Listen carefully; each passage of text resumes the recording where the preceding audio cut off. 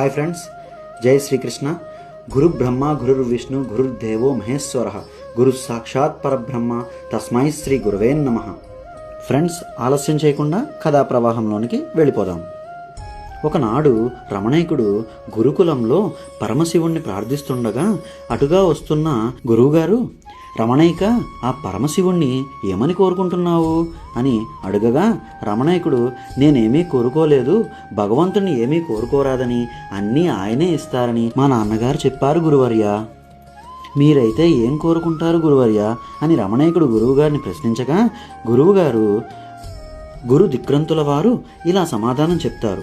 ఏమనంటే, మన సర్వకాల సర్వావస్థలయందు తోడుండమని, సత్కర్మలు ఆచరించే అవకాశం ఇవ్వమని, మన చుట్టూ ఉన్న వారందరూ సుఖ సంతోషాలతో ఉండాలని, గత జన్మ కర్మలు అనుభవించే ధైర్యాన్ని శక్తిని ఇవ్వమని, ఇంద్రియములను అదుపులో ఉంచుకునే బుద్ధిని ఇవ్వమని, హరిషడ్వాలను జయించే శక్తిని ఇవ్వమని, మనలోని అజ్ఞానాన్ని తొలగించి జ్ఞానాన్ని పెంపొందించమని, దుష్కర్మలకు దూరంగా ఉండేటట్లు చూడమని, మన వలన ఎదుటివారికి ఎటువంటి బాధ కలగకూడదని, మా శరీరము వాక్కు మనస్సు మీ ఆధీనంలో ఉండాలని, మనసులో ఉన్న అహంకారాన్ని తొలగించమని, సదా మీ నామస్మరణ చేయాలని, సదా మీ ఉనికిని గమనించుకోవాలని, గుర్తించుకోవాలని, అన్ని విషయాల పట్ల అనాసక్తిని, మీ పట్ల ఆసక్తిని పెంచమని, సర్వకాల సర్వావస్థలయందు మీ లీలను వినాలని, చెడ్డవారిలో కూడా మంచి మాత్రమే కనబడే దృష్టిని ఇవ్వమని, సకల జీవరాశుల యందు మీ యందు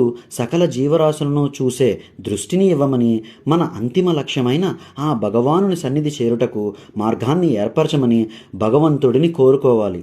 ఇటువంటి సత్యవంతమైన కోరికలే భగవంతుడికి దగ్గరకు చేరే మార్గాలు అని గురువుగారు దిక్రంతుల వారు రమణీకుడికి వివరిస్తారు.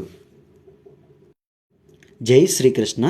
తరువాత వీడియోలో ఒకరోజు సాయంకాలం నాడు రమణీకుడు, విస్తృడు, లోహికుడు ముగ్గురు కలిసి గురువు దిక్రంతుల వారి వద్దకు వెళ్ళి నమస్కరించి కొన్ని ర్యాపిడ్ ఫైర్ ప్రశ్నలు అడుగుతారు. వాటికి గురువుగారు ఏ విధంగా సమాధానం చెప్తారో తర్వాత వీడియోలో తెలుసుకుందాం.